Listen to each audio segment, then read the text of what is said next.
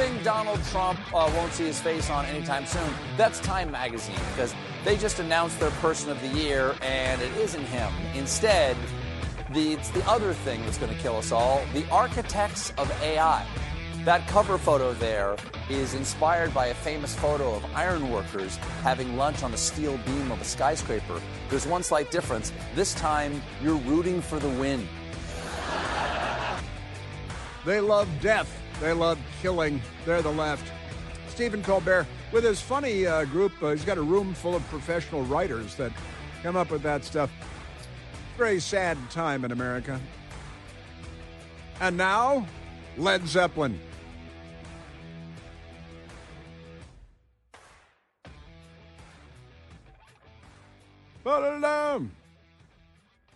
Hey, the Democrats on Capitol Hill, they've released, what is the number? 19 photos with Jeffrey Epstein in most of them. And here's Bill Clinton with Jeffrey Epstein, an autographed photo, and there's Ghislaine Maxwell and all that. Jeffrey Epstein. But the Democrats in the House committee, they're the ones that released them.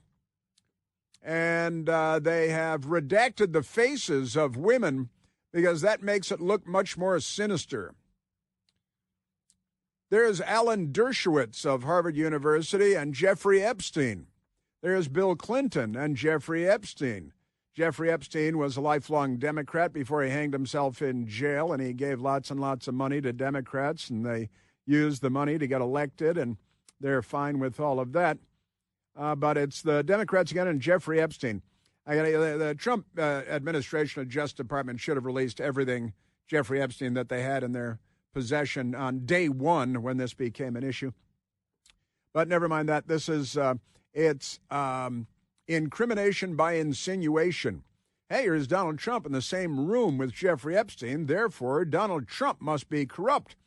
Every Democrat, and it's honestly, just go down the list. There's Bill Clinton. There's Alan Dershowitz. There's who we had, Larry Summers from the Clinton administration that went on to become the president of Harvard University. They're all down on the island, and they're doing something. And they've got a grainy, decades-old black and white picture of Donald Trump with 5 or 6 women standing around him. And the Democrats have put black blocks over all of the women's faces because, women would see Donald Trump be at a public place and people come over and want to have their picture taken with Donald Trump. So here's a picture of Donald Trump with 5 or 6 women from decades ago. And the Democrats say, aha, see? Because they're like Somali criminals out of Minnesota, the Democrat Party. They're demented. Democrats in the House Oversight Committee on Friday, that's today, released a second batch of images from the late convicted sex offender Jeffrey Epstein's estate. From the estate, photos include pictures of Epstein with a number of high-profile figures, including President Donald Trump. Longtime Trump ally Steve Bannon. I think I see which way NBC News is taking this, right? Former President Bill Clinton. Why isn't that first? Former Clinton Treasury Secretary Larry Summers, who went on to become president of Harvard University. Businessman Bill Gates, Democrat, lifelong Democrat. Film director Woody Allen, and he's famous for being a molester of underage girls. Always has been, including, his stepdaughter, things like that. They do not appear to show any illegal activity by these individuals. They don't really show anything. But you guys are, I don't even want to say what I'm thinking because it would be unsavory. But that's, the Democrats are pretending this is big.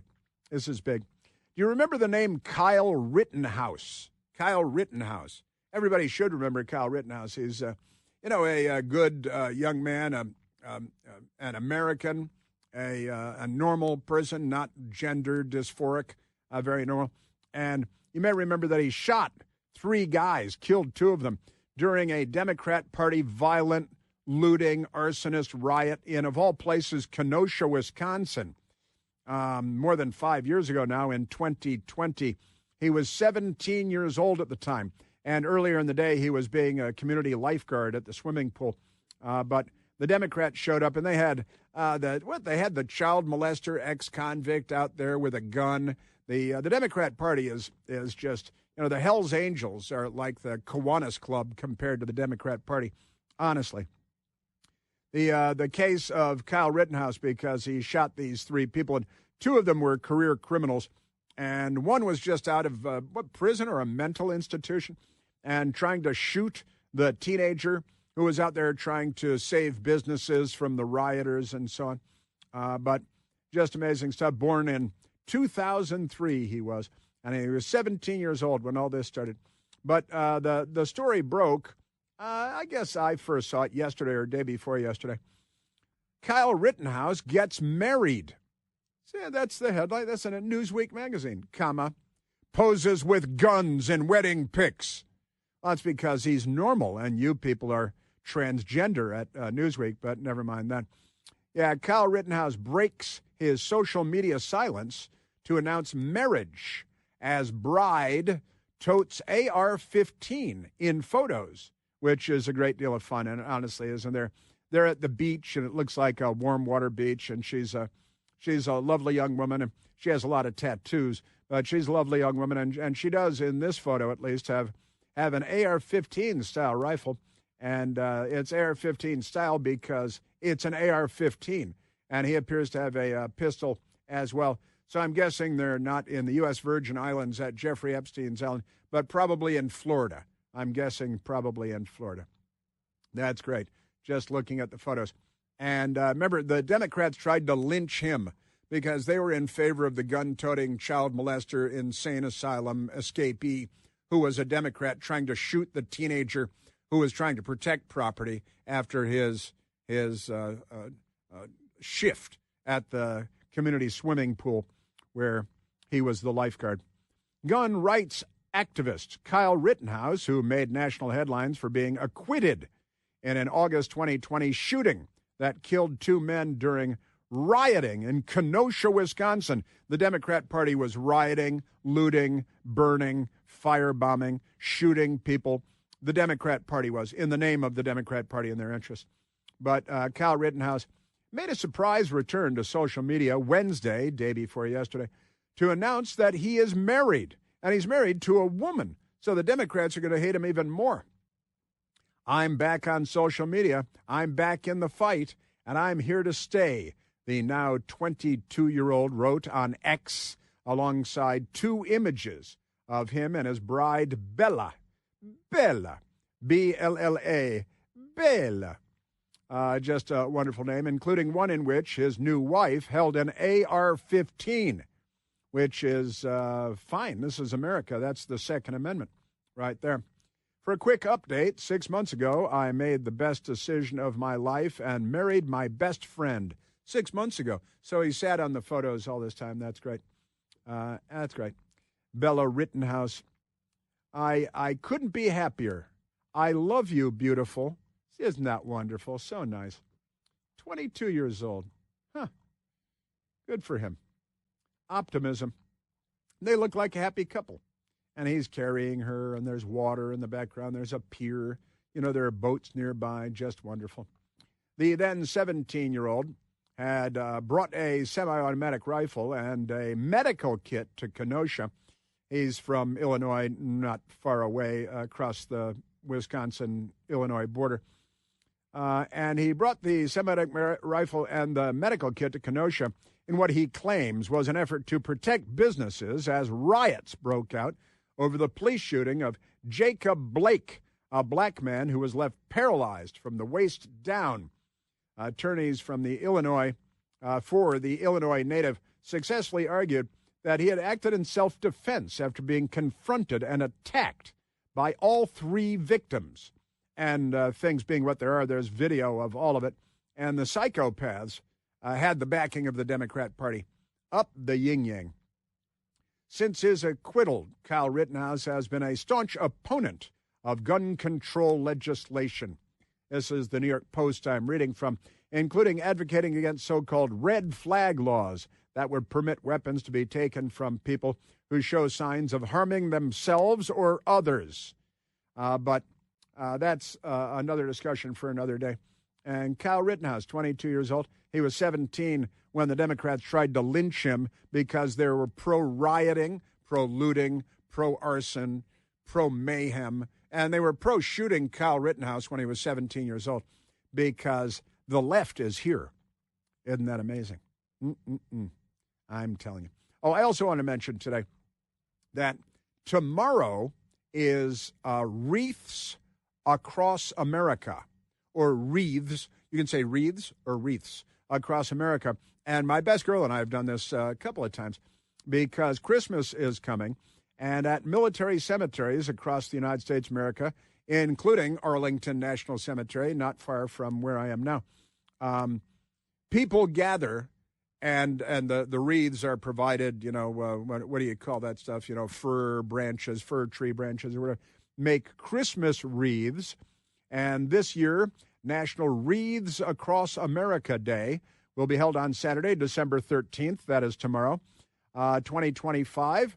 Join the more than 2 million volunteers and supporters who will gather to remember, honor, and teach at more than 5,200 participating locations in all 50 states and at sea and abroad. We've got them all over the place because we go to liberate people and then leave them to their own devices. So it's a great thing, and my best girl and I, we've done it. Last time we went to do it, we heard that Arlington Cemetery had so many people that it would take you forever to get wreaths to lay it, which is great. We went to the old Soldiers and Airmen's Home in Washington, D.C. to lay our wreaths last time, which is where the Lincoln Cottage is. Abraham Lincoln used to go there in the summertime. And a Democrat shot at him one time when he was riding up there on horseback. Great stuff, the old Soldiers' Home, the old Soldiers and Airmen's Home. And the Lincoln Cottage. D.C. is kind of a fun place in a lot of ways. But tomorrow, Wreaths Across America, if there's a military cemetery near you, and there probably is, you can sign up, you can show up, and they'll give you a wreath or 2 wreaths, and you go lay them on the headstones of our veterans. And it's an annual Christmas ritual because we're on the side of the good guys. That's why. Wreaths Across America. I haven't even talked to my best girl about it yet, but it's possible.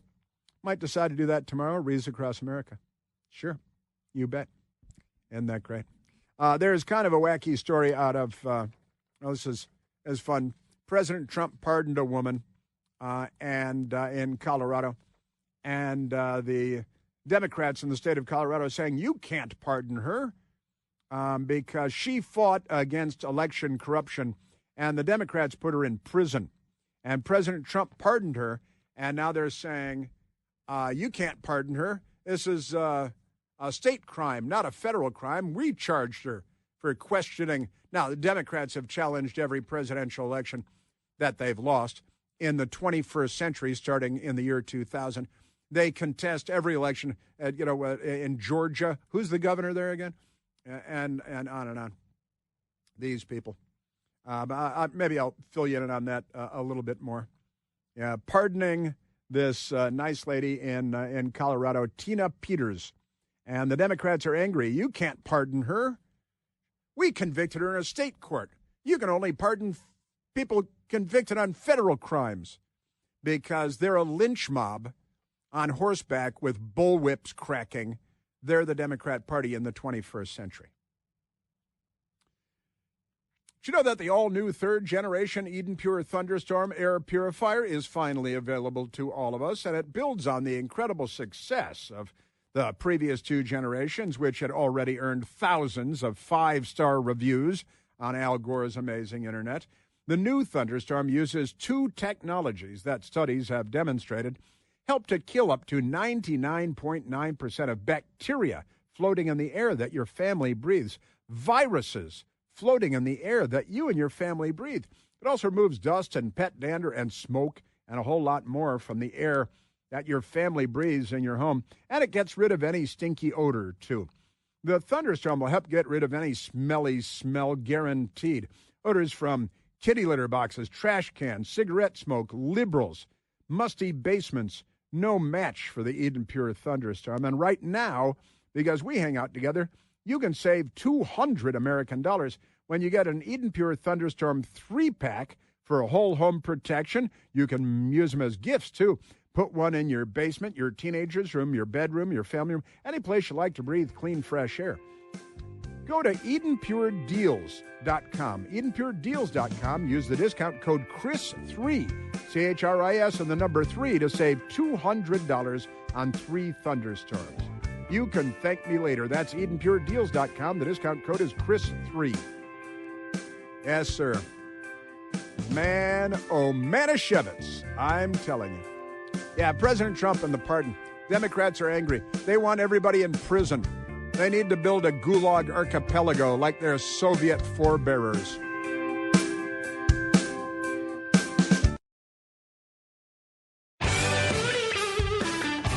All right, and back to the telephones with us, Michael. Let's go to Tex, who's not calling from Texas, but he is calling from Florida.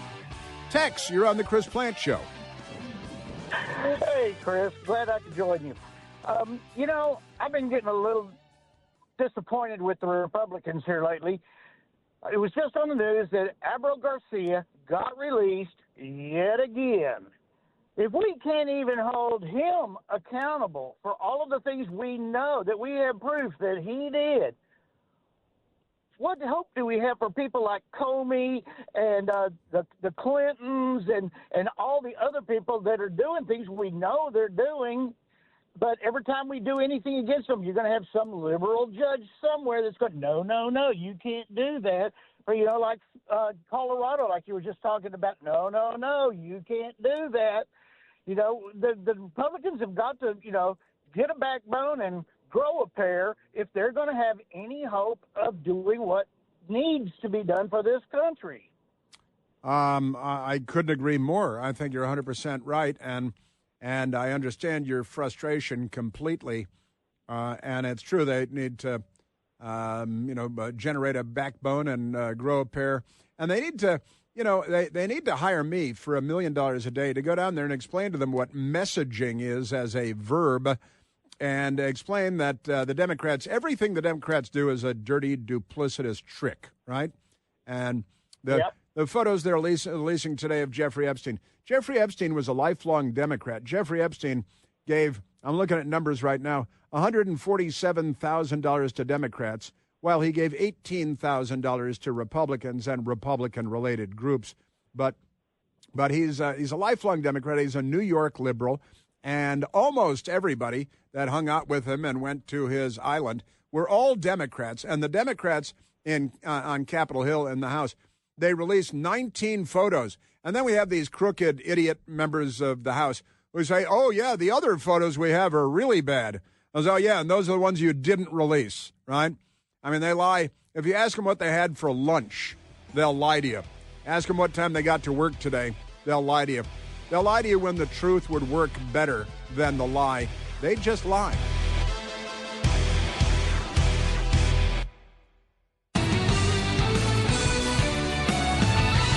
Ridiculous Democrats, this ridiculous Democrat congressman out of California, Robert Garcia.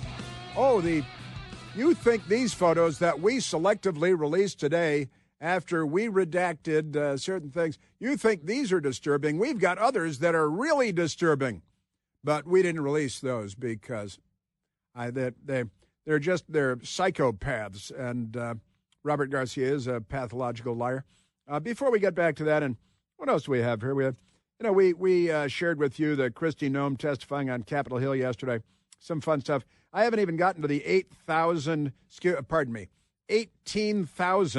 known terrorists or suspected terrorists that Joe Biden and the Democrats waved into the United States of America. 18,000, an army division reinforced of jihadis that the Democrats waved into the country. One of them shot 2 National Guardsmen in Washington, D.C. in a radical Islamic jihadi terror attack recently. The Democrats have 18,000 more where they came from. No problem there. Let's go to the telephones, Michael. Let's go to Jesse, calling from Washington, D.C.'s Ronald Reagan National Airport. Jesse, you're on the Chris Plant Show. Hey, Chris. Thank you so much for taking my call. I always love your show. Thank you. I just wanted to say, and I'm not saying this to sound like a jerk. I'm just saying this because it's the truth.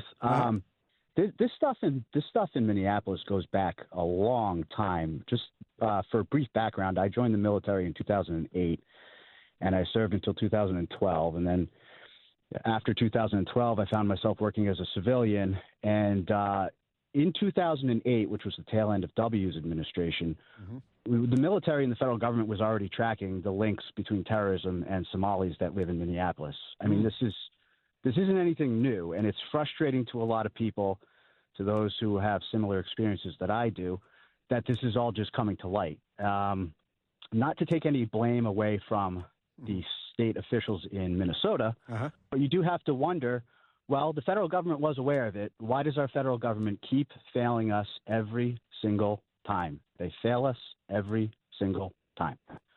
And again, this isn't something new. This goes back to W's administration. We were already tracking it. We were already aware of it. We already knew about the hawalas. That's a key word you're hearing in the media now, is these hawalas. That's old news. We already knew about the hawalas. We already know how they work. We've already penetrated the hawalas. We're well aware of it. And it's really a shame that it took this long to come to light. Well, I love the fact that you called in with your awareness of it. Now, were you personally? You don't have to say anything you don't want to say, of course. But were you personally involved in tracking and there's the shifting money and so on? Were you in your role in the military, or maybe when you left the military and in civilian life you found yourself with a finger in this pie? No, that's a good question. I'm glad you asked. So while I was in the military, no, I was not directly tied to it, but we were aware of it. But working as a civilian, I actually had the pleasure, as it were, of spending a lot of time in Mogadishu. Oh. And okay. we beautiful downtown Moog.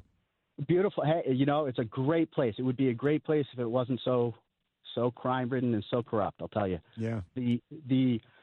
I will say this from my experience in Mogadishu, which they don't call it the world's most dangerous place for no reason. The corruption is the norm. That is how they operate. Right. It is not the exception. It is the norm. Yeah.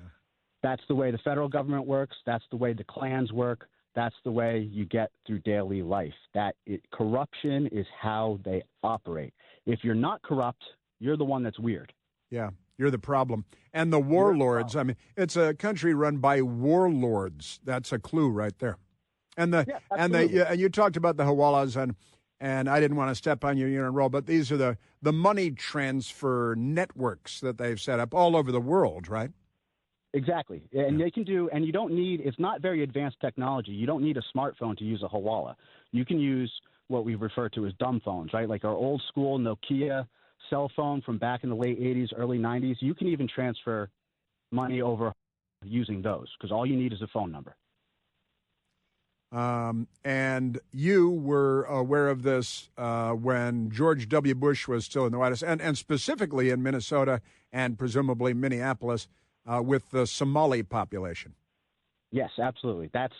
Like I said, I hate to sound like a jerk, but I mean, this is old news. No, that's not being a jerk at all. That's that's the opposite of being a jerk. That's pointing out, once again, our government, once again, our FBI, once again, our news media in Minneapolis and New York and everywhere else, not doing what they're supposed to be doing if we're going to have a properly functioning republic. Absolutely, 100%, 100%. And it's really, I think Americans really need to understand, and I don't know how else to explain this.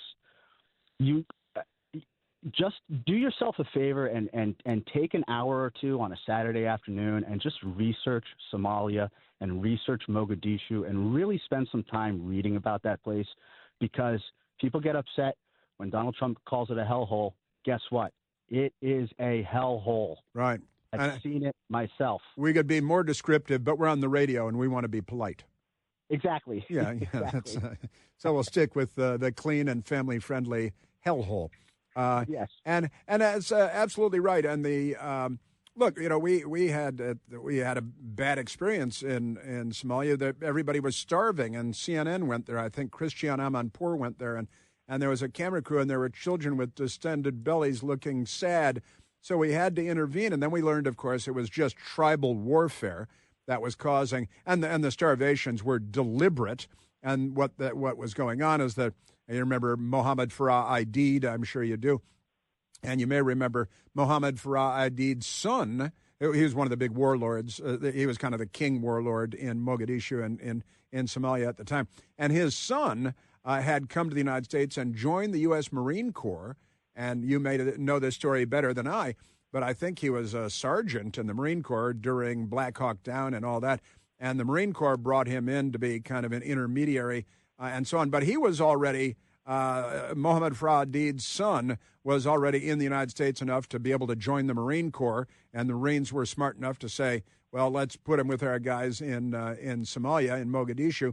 And, yeah, we've had these terrible involvements, and then Black Hawk Down, of course. But it was all about tribal warfare, starving to death their neighbors, right?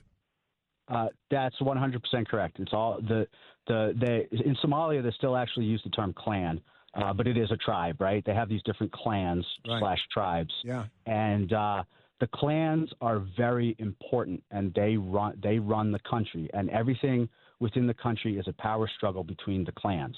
Doesn't really there's no cohesiveness in the country because the clans are constantly warring with each other. Doesn't matter that they're all Somalis. Doesn't matter that they speak the same language. It doesn't matter that they have the same religion.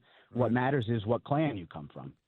I don't know if you were here when earlier I played audio of a guy, Abdi Aftin. Abdi Aftin is a Somali who immigrated to the United States, and he was talking about when he arrived from Somalia and first in Maine, in the state of Maine. He said, and there's a Somali population there. And as soon as he got there, he said the first thing that they were hitting him up with is, what clan are you with, right? Yeah, I believe it. And we had the stories recently, local elections in Minnesota, where there are Somalis running against other Somalis, and the vote broke down to which clans they came from in Somalia. Sure. Yeah, and if, the Death Clan had more Somalis locally than the Blood Clan, then the Death Clan won over the Blood Clan, and then their guy is in elected office in Minnesota. Yeah, and I'll tell you what, and when their guy gets in elected office, it certainly happens over in Somalia, but I'm sure it's happening now I've never been to Minneapolis, so I don't know, but I'm sure it's happening in Minneapolis. If your guy's in office, you get away with whatever the hell you want to get away with. Yeah, that's right. Yeah, the fix is in, and exactly, and it's in for you. Now, were you? You don't have to say anything, obviously, if you don't want to say. Were you there for the famous Black Hawk Down incident? No, I was still young at the time. That was when Black Hawk Down happened. I was only about 12 years old. So no kidding. Okay, that was before my time. But I don't want to get too far off topic. But speaking of Black Hawk Down and Somalia and everything, and I think another thing that people forget is the United States creates a lot of its own problems, and that's for Black sure. Hawk Down was something that was entirely avoidable. Yep, 100% avoidable, and unfortunately, we lost those soldiers and those Marines due to a lot of mistakes on our own part. In particular, then Defense Secretary Les Aspin, the Democrat Defense Secretary under Bill Clinton, who had been a crooked Wisconsin congressman, and the general, what was his name, Garrison, had asked for AC-130 gunships, and he had asked for more protection, and he was denied the assets that had been requested, right? Yep, there was a lot going on at the time. There really was. There was a lot going on at the time. And yes, that is an aspect of it for sure. Yeah. Les Aspin, Bill Clinton not giving the commanders the assets that they needed to keep control of this Stone Age situation. And Democrats set us up for failure there, Bill Clinton and Les Aspin in particular. Yeah, I would agree with that for sure. Yeah. For sure.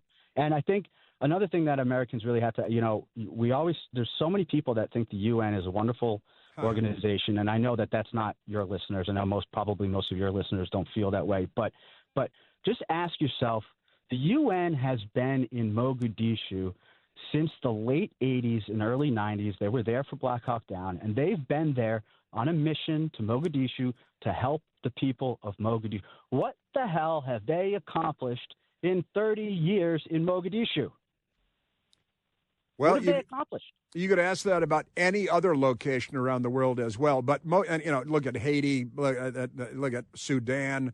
The list goes on and on. Look at the stinking, filthy Gaza Strip, and the UN is just a disgrace. I've been advocating converting the building in New York into condos for decades now, and moving their meetings to Geneva. Actually, we decided a while back, Jesse, that they should move the entire UN operation to Ouagadougou in Burkina Faso, which used to be Upper Volta, and then they changed their name one day to Burkina Faso, but they kept the city, Ouagadougou, and and they should really be moved to Ouagadougou, and all they do is steal, and they, I love to ask liberals, who saved more lives, and they hate big pharma, they call it, like Pfizer. Who saved more lives last year, Pfizer or the United Nations? I think it's a draw. I got to tell you, and brought comfort to more people, Pfizer or the United Nations? The United Nations doesn't. They just take our money, they steal a percentage of it, and then they throw the money at corrupt people in the country that they're supposed to be helping. That's what they do. Did we lose Jesse? What happened? I think we just lost him. TSA. Had to be TSA. He's at Reagan Airport. Isn't that amazing? That's great stuff. Listen, Jesse, I think we lost you. We didn't do anything. So I blame Democrats once again. You know how they are. They are ridiculous people, aren't they? Yes, they are. And, of course, Ilhan Omar, the Democrat congresswoman from Minnesota, is a Somali who should be down on her knees thanking us every day. She should be facing Washington, D.C. and praying 5 times a day.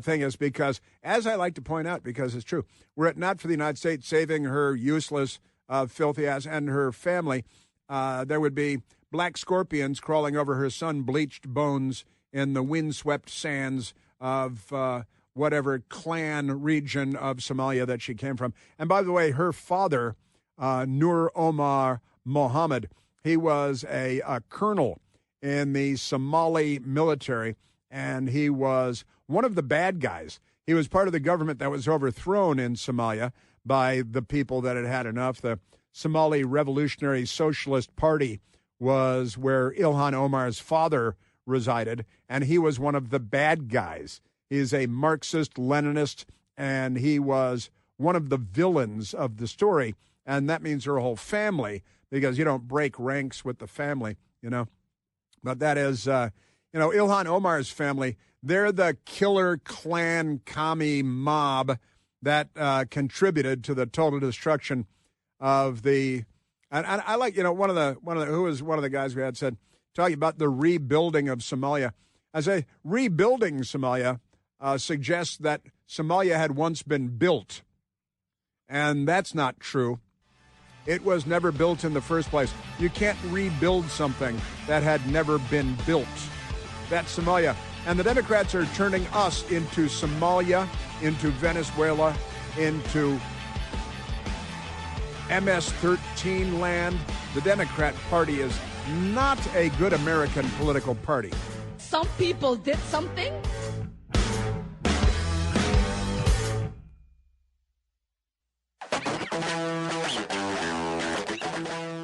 Now, we were playing audio for you yesterday of DHS Secretary Kristi Noem on Capitol Hill yesterday. And the crazy people dressed up like the Code Pink Cardinal and chanting lines from the movie The Exorcist, the power of Christ compels you, the power of Christ compels you, the lunatics, while they're being dragged out by the police to the hearing. But Secretary Kristi Noem was asked the old question, what is it that keeps you up at night as the Secretary of the Department of Homeland Security? What keeps me up at night is that we don't necessarily know all of the people that are in this country, who they are and what their intentions. They were not vetted. They were allowed to pour in. Our parole programs, our asylum programs, our visa programs were all exploited, and the integrity was demolished under Joe Biden. Under Joe Biden, the Democrats are trying to kill us deliberately. They're more dangerous than the jihad. they're more dangerous than Putin. And that's not just hyperbolic rhetoric either. Kristi Noem, well, hey, what could go wrong? It's not like there are many bad guys in there. That is why we are so aggressive at making sure that we're going out and doing investigative work, finding those violent criminals, finding those people who shouldn't be in this country to begin with, and those that want to go after and to harm our American citizens. And to harm our American citizens. Now, also yesterday, Joseph Kent, with the National Counterterrorism Center, was asked, well, I mean, how many have we been waving terrorists, radical Islamic, jihadi terrorists into the United States? Remember the Democrat Senator Joe Biden, the biggest threat is white supremacists, because it was one of their buzz phrases, Here's Joe Kent, the National Counterterrorism Center. Listen to this. They've identified about 18,000 known terrorists on the wanted list or on the terrorism watch list that the Democrats have waved into the United States of America. 18,000. It takes a village, Joe Kent. So far, NCTC has identified around 18,000 known and suspected terrorists that the Biden administration let come into our country. These are individuals who, under normal circumstances, would never be allowed to enter our country because of their ties to jihadi groups like ISIS and al-Qaeda. Yet the Biden administration not only let them into the country, and in many cases facilitated their entry into the country. And in many cases facilitated their entry into the country. And out of Afghanistan, we're talking about another story today. There may be 2,000 Afghans in the country that had already been flagged over their links to terror groups like ISIS and al-Qaeda and the al-Shabaab and the various. There are a whole bunch of them. They love terror because they're Islamists. And the Democrat Party is their best friend. They're not America's best friend, the Democrat Party. And this is what they're running on. They're running, we're going to mop the floor with the Republicans in the midterm elections next year, provided we're not all dead from the jihad. But never mind that, the Democrat Party. I can't believe we ran out the clock, another 3 hours in the bag today. Also, honestly, keep in mind the Wreaths across America, going to military cemeteries. Tomorrow is the day. Military cemeteries in your area, wherever you may be, to lay wreaths at the headstones of our military people. God bless you all. God bless America, and God save us.